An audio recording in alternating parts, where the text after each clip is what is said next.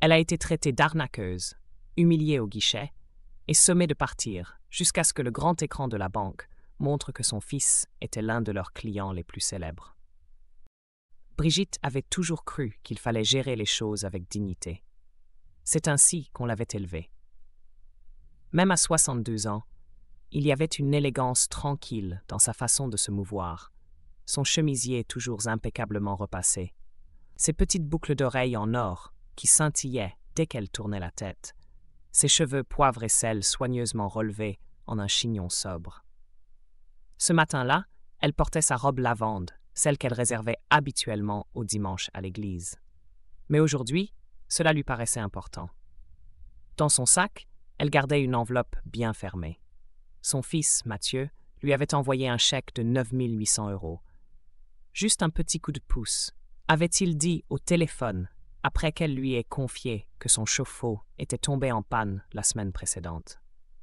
Brigitte n'aimait pas demander de l'argent, mais Mathieu lui rappelait toujours que ce n'était pas de la charité. C'était de la reconnaissance. La banque était à 10 minutes à peine de sa petite maison en briques du quartier du Val-Fleury, à Tours. Elle avait été cliente là pendant des décennies. Avant que ça ne devienne la banque du Bosquet, c'était une caisse d'épargne locale. Même vieille moquette verte, même colonne de briques à l'entrée. À l'intérieur, par contre, tout avait changé. Plus d'écran numérique, moins de visages connus. Brigitte s'approcha du guichet et attendit. Il y avait 2 guichetiers. Un homme âgé aidait quelqu'un à remplir un formulaire de virement, et une jeune femme, aux cheveux noirs lisses et aux longs ongles en amande, tapotait nerveusement sur son écran. Brigitte attendit patiemment jusqu'à ce que la jeune femme lève enfin les yeux. « Bonjour, » dit Brigitte avec un sourire doux. « Je voudrais déposer ceci, s'il vous plaît. » Elle glissa le chèque signé sur le comptoir. La guichetière le saisit du bout des doigts, comme s'il s'agissait d'un objet douteux. « C'est à vous » demanda-t-elle d'un ton neutre, les yeux légèrement plissés. Brigitte cligna des yeux. « Oui, madame, c'est de mon fils. Il me l'a envoyé hier. » La jeune femme tapa son nom dans l'ordinateur. Quelque chose sur l'écran la fit s'arrêter net. Puis elle relut le chèque à voix haute, ses lèvres se tordant en un demi-sourire. « Mathieu Delcourt » énonça-t-elle lentement, comme pour goûter le nom. « Et c'est qui, exactement, pour vous ?»« C'est mon fils, » répondit Brigitte, la gorge soudain serrée. La jeune femme haussa un sourcil. « Et il fait quoi dans la vie ?»« Il dirige une société d'énergie renouvelable, Delcourt Énergie Verte. Elle est basée ici même. » La guichetière claqua la langue. « Eh bien, ce chèque avoisine les 10 000 €. Il va falloir vérifier. »« Vous pouvez l'appeler, » proposa Brigitte calmement. « Je peux vous donner son numéro. » Mais la jeune femme n'attrapa pas le téléphone. À la place, elle glissa le chèque dans un petit destructeur de documents à côté de son clavier. Le bruit sec des lames découpant le papier résonna dans tout le hall. Brigitte resta pétrifiée. « Excusez-moi » balbutia-t-elle. « Si c'est légitime, » dit la guichetière en haussant les épaules, « il pourra toujours vous en refaire un, mais nous ne traitons pas les chèques suspects, surtout pour de tels montants. » 2 personnes dans la file se retournèrent. Un homme secoua la tête, visiblement mal à l'aise. Brigitte sentit son visage s'embraser, mais elle ne cria pas. Elle ne jura pas. Elle resta là, les mains crispées sur les anses de son sac comme à une bouée. « Je souhaite parler à votre responsable, » dit-elle doucement. La guichetière ne sembla pas s'en émouvoir. Revenez avec les justificatifs adéquats la prochaine fois. Brigitte s'écarta, se dirigeant vers un petit groupe de chaises en sky. Ses jambes tremblaient. Elle ne s'était pas sentie aussi humiliée depuis l'enterrement de son mari, 15 ans plus tôt. Son estomac se tordit douloureusement. L'air froid de la salle d'attente s'agrippa à ses bras. Elle s'assit au bord de la chaise, luttant pour ne pas s'effondrer. En face, un jeune couple la regardait avec une compassion gênée. Personne ne dit mot. Cet argent n'était pas destiné à des futilités. C'était pour un nouveau chauffe-eau, quelques consultations chez le docteur Lefebvre, et peut-être un petit reste pour les imprévus. Elle menait une vie simple. La même maison 2 chambres qu'elle et son défunt mari Henri avaient achetée en 1988.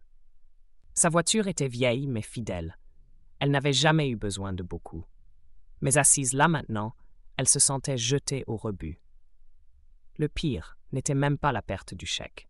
C'était ce regard que la jeune femme avait posé sur elle, la manière dont elle l'avait vue et avait décidé qu'elle ne pouvait pas être liée à quelqu'un de prospère, qu'elle ne pouvait pas dire la vérité.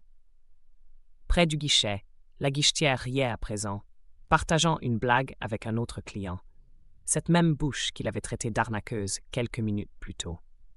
Le cœur de Brigitte se serra. Finalement, un responsable sortit de l'arrière, un homme d'une quarantaine d'années, costume gris impeccable, cheveux soigneusement plaqués en arrière. Son badge indiquait « Martin Évrard ». Il se pencha vers le poste de la guichetière, murmura quelque chose, puis jeta un coup d'œil à Brigitte. Mais il ne s'approcha pas. Il se contenta de hocher la tête faiblement avant de disparaître dans un bureau derrière une vitre dépolie. Brigitte pinça les lèvres. Voilà, pas d'excuses, pas de questions, juste parti. « Maman !» Une petite voix, la fille sursautait. Ce n'était pas Mathieu. Une fillette se tenait non loin, se cachant derrière la jambe de sa mère, et agitait la main timidement. Sa mère la tira vite en arrière, chuchotant « Ne l'ennuie pas, ma chérie. » Brigitte esquissa un léger sourire. Cela lui rappela toutes ces années où elle s'asseyait sur des gradins glacés pour les matchs de foot de Mathieu, son gobelet de café en polystyrène entre les mains. Elle baissa les yeux vers le sol. Puis, quelque chose de lumineux attira son attention. Le grand écran numérique près de l'entrée diffusait ses habituels diaporamas sur les partenariats locaux et les événements économiques. D'ordinaire, elle n'y prêtait aucune attention. Mais soudain, il y avait Mathieu, souriant dans un costume anthracite, debout derrière un pupitre. La légende indiquait « Mathieu Delcourt, PDG de Delcourt Énergie Verte, prend la parole au Forum économique de Tours, sponsorisé par la Banque du Bosquet. » Son Mathieu. Une autre diapositive montra Mathieu serrant la main du maire, leur logo d'entreprise affiché côte à côte sous le partenariat de la Banque du Bosquet. Des chuchotements commencèrent. Une femme s'exclama en se tournant vers son compagnon. « Ce n'est pas le monsieur sur le chèque de cette dame ?»« Je crois bien, » répondit l'homme. Même la guichetière d'un autre guichet fixait l'écran, les yeux écarquillés. L'ambiance changea. Soudain, Martin Évrard sortit précipitamment de son bureau et se dirigea droit vers Brigitte. « Madame Delcourt ?» demanda-t-il, la voix tendue. Elle leva lentement les yeux.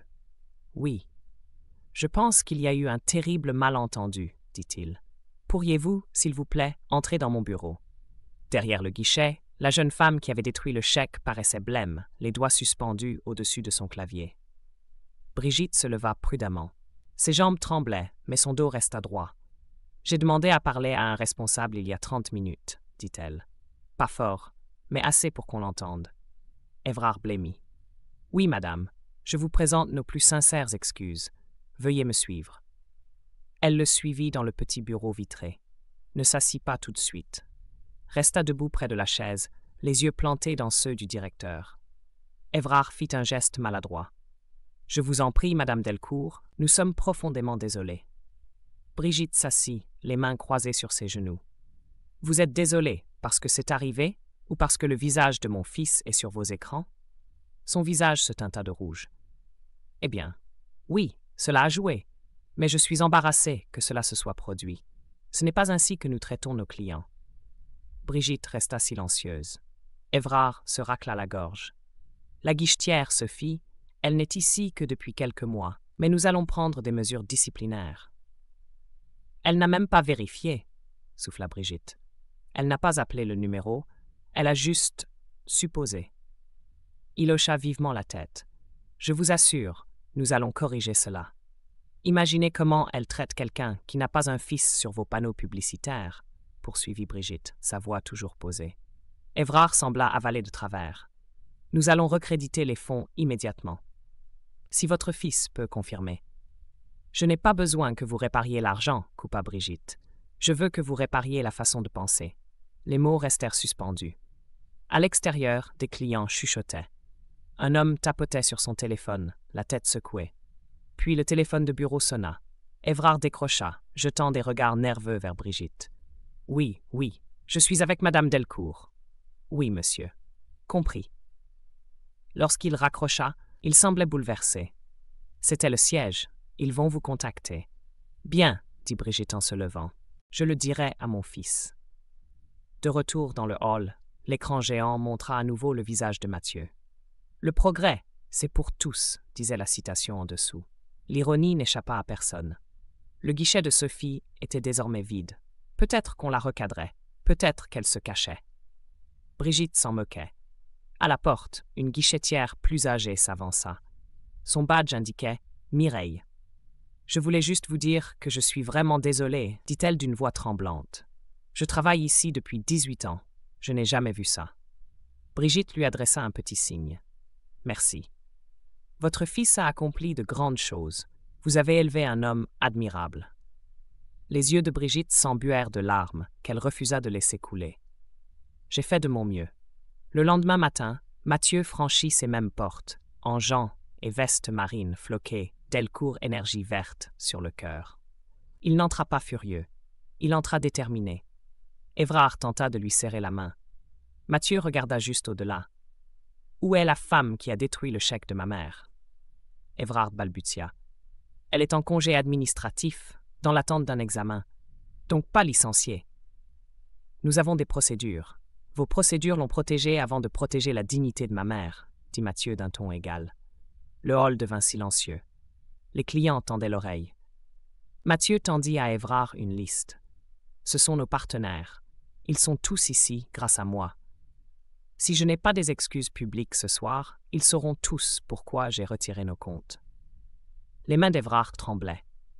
Nous allons appeler la direction tout de suite. Et assurez-vous que votre personnel apprenne la différence entre suspicion et respect, ajouta Mathieu, élevant la voix pour que tout le monde entende.